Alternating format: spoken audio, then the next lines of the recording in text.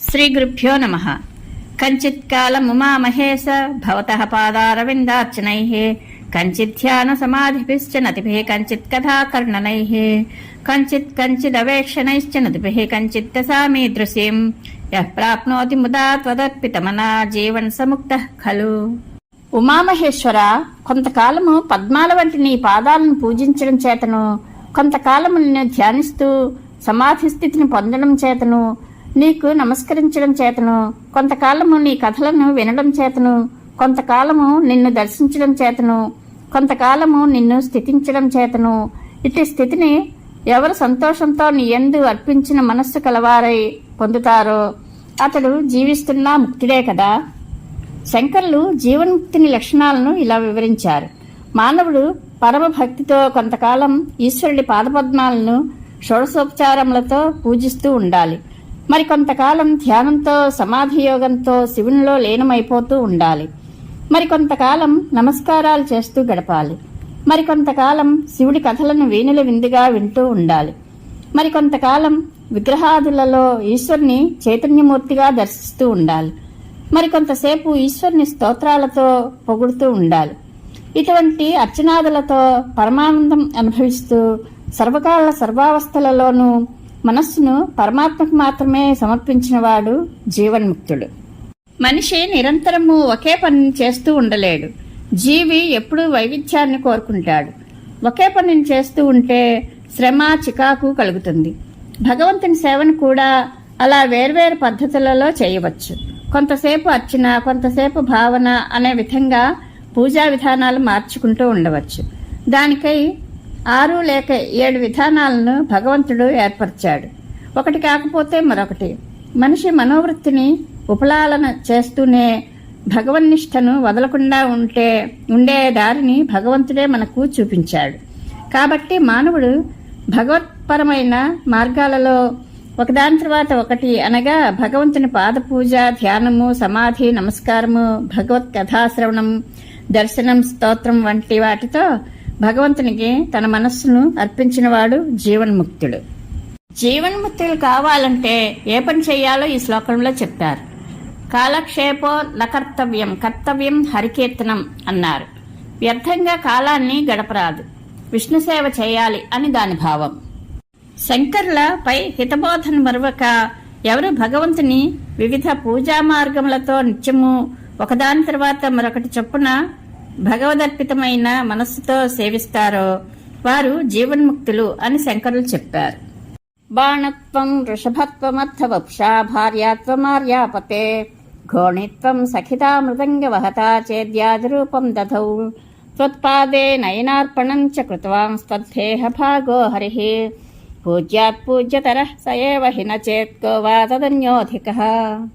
ఓ పార్వతీపతి, నీ దేహమునందు భాగమైన విష్ణువు త్రిపుర సంహార కాలంలో బాణభావమును, నీ వాహనంగా వృషభభావమును, నీలో సగము శరీరంచే కళత్రభావమును, లింగరూపుడవైన నీ పాదదర్శనానికే వరాహ రూపమును, జగన్మోహిని రూపంలో మిత్రుత్వమును, తాండవ సమయంలో మధ్యల వాయించు వానిగాను ఈ మొదలైన రూపములు ధరించాడు. సహస్రకమల పూజ నీకు చేసే సమయంలో అతడు తన నేత్రాన్ని సహితము నీకు అర్పించాడు.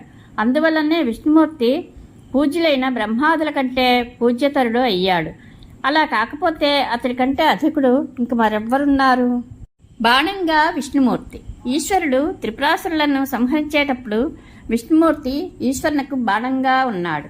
భూమండలం ఆయనకు రథం అయ్యింది. సూర్యచంద్రులు రథచక్రాలయ్యారు. బ్రహ్మ రథసారథి అయ్యాడు. 4 వేదాలు గుర్రాలయ్యాయి. ఓంకారము చర్నాకోల అయింది. మేరుపర్వతము ఆయనకు ధనుస్సు అయింది.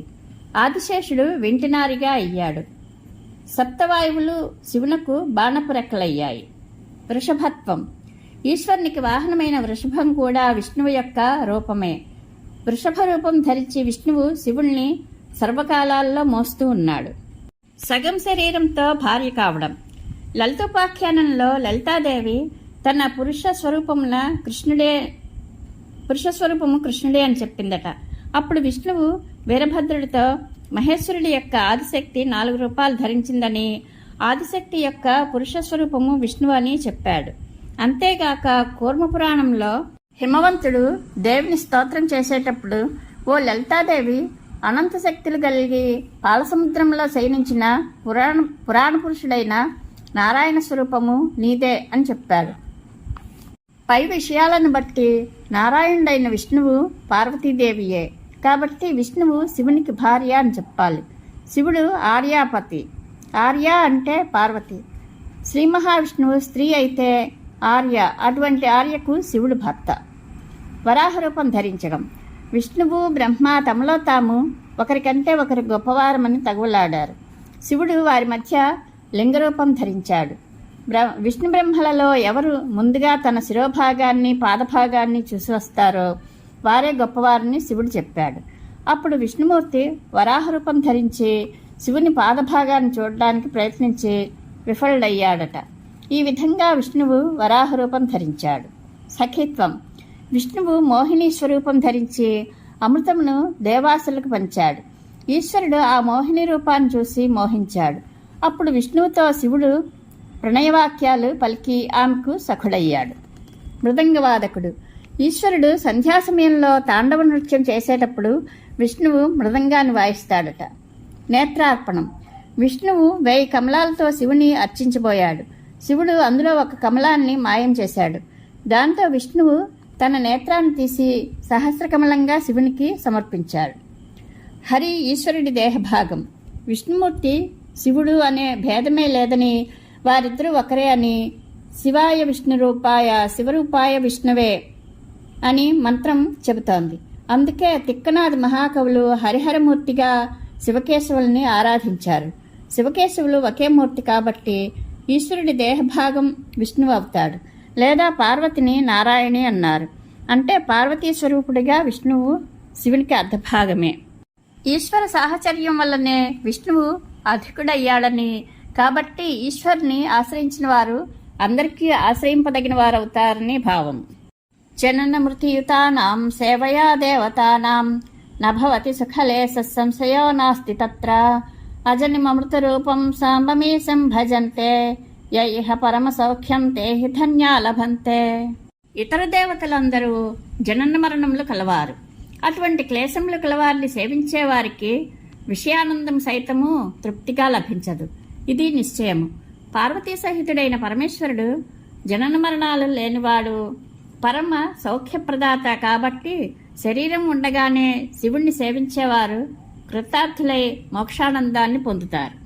ఈశ్వరుణ్ణి సేవించి పరమసుఖమైన మోక్షాన్ని పొందిన వారే ధన్యులని శంకరుల ఆశయం. శివ తవ పరిచర్య సన్నిధానాయ గౌర్యా భవ మమ గుణధుర్యాం బుద్ధికన్యాం ప్రదాస్యే సకల భువన బంధో సచిదానంద సింధో సదయ హృదయ గేహే సర్వదా సంవసత్వం.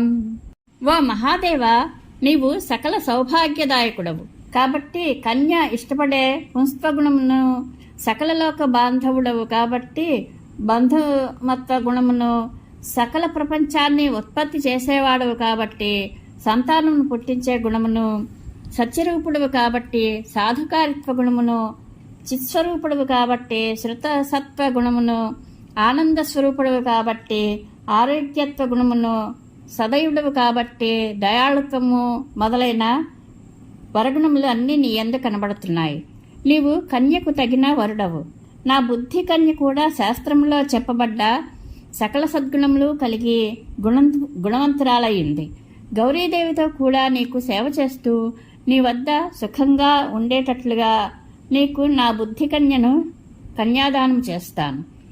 బ్రాహ్మ వివాహ విధానంతో నా బుద్ధి కన్యను స్వీకరించి నేర్పుగా నీ ఇద్దరి భార్యలకు సామరస్యమును చేకూరుస్తూ నా హృదయము అనే గృహమునందు ఎప్పుడూ గృహస్థుడవై సుఖంగా నివసింపము.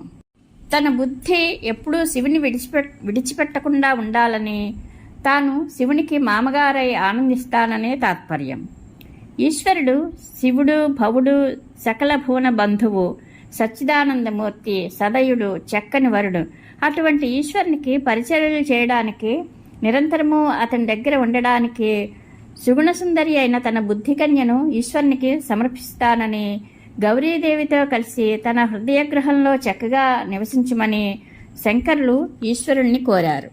జలధిమథన దక్షో నైవ పాతాళభేది నచ వనమృగయాయాం నైవ లుబ్ధః ప్రవీణః అసిన కుసుమభూషా వస్త్రముఖ్యాం సపర్యాం కథయ కథమహం తే కల్పయానీందుమౌళే. చంద్రశేఖరుడవైన ఓ పరమేశ్వర, నేను పాలసముద్రాన్ని మథింపగల సమర్థుణ్ణి కాను. అందువల్ల నీకు ఆహారంగా కాలకూట విషాన్ని సమర్పించలేను. పుష్పముగా నీకు కల్పవృక్ష పుష్పాన్ని సైతము సమర్పించలేను. నేను పాతాళలోకాన్ని భేదింపగల శక్తి కలవాణ్ణి కూడా కాను. అందువల్ల నీకు ఇష్టమైన సర్పమును తెచ్చి నీకు అలంకారంగా సమర్పించలేను. నేను అడవులలో తిరిగి వేటాడే నేర్పుకల వేటగాడిని కాను. అందువల్ల వేటాడి తెచ్చి నీకు వస్త్రంగా గజ చర్మాన్ని కానీ వ్యాఘ్ర చర్మాన్ని కానీ సమర్పింపలేను. మరి నీకు నేను ఏ విధంగా ఆహారము, భూషణము, వస్త్రము సమర్పింపగలనో చెప్పు. దేవతలను పూజించేటప్పుడు వారికి షోడశోపచారాలు చేయాలి. అంటే 16 రకాల ఉపచారాలు చేయాలి. అవి ఆవాహనం, ఆసనం, పాద్యం, అర్ఘ్యం, ఆచమనీయం, స్నానం, వస్త్రం, యజ్ఞోపవీతం, గంధం, పుష్పాలంకరణం, ధూపం, దీపం, నైవేద్యం, తాంబూలం, నమస్కారం, ప్రదక్షిణం అనేవి షోడశోపచారాలు. వీటిలో ముఖ్యంగా నైవేద్యం, పుష్పం, వస్త్రం, ఆభరణం సమర్పించాలి. కానీ శివుణ్ణి పూజించే వేళలో పై ఉపచారాలు సమర్పించడంలో తనకు చిక్కులు ఎదురవుతున్నాయని శంకర భగవత్పాదులు ఈ శ్లోకంలో ఈశ్వరునికి నివేదించుకున్నారు. ఈ పరిస్థితులలో ఏ విధంగా నీకు ఆహారం, పుష్పం, అలంకారం, వస్త్రం నేను సమర్పింపగలనో చెప్పమని శంకరులు శివుణ్ణి అడిగారు. కాబట్టి నేను సమర్పించిన నమస్కారం వంటి ఉపచారాలతోనే సరిపెట్టుకుని తనను కరుణించమని కోరారు. పరమేశ్వరానుగ్రహ ప్రాప్తిరస్తు. శుభం భూయాత్.